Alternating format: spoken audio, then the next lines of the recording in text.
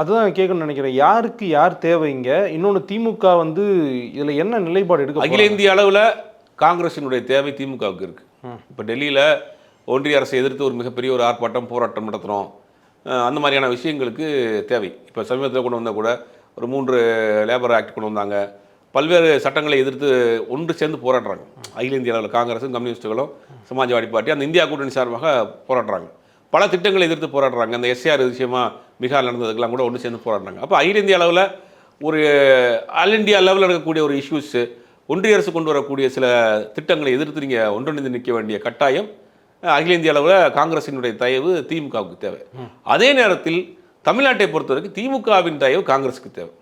Give and take தான். நீங்கள் உங்களுக்கு அங்கே தேவை, அவருக்கு இங்கே தேவை. இல்லை சார், வரப்போகிறது சட்டமன்ற தேர்தல் சார்.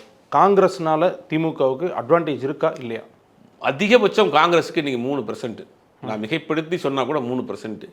இவங்க வெளியில் போனாங்கன்னா உள்ளே கொண்டு வரதுக்கு கட்சி அந்த 3% பேலன்ஸ் பண்ணுறதுக்கு நிறையா கட்சிகள் இருக்குது.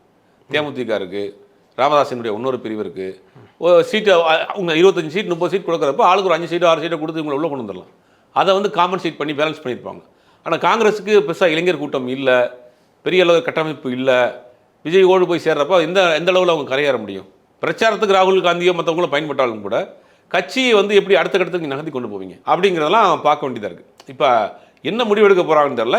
இந்த குழப்பம் வந்து இவரை காமிச்சு ஓட்டு வாங்கக்கூடிய சீட் வாங்கக்கூடிய வேலை செய்கிறாங்களோங்கிற மாதிரி தான் தோணுது.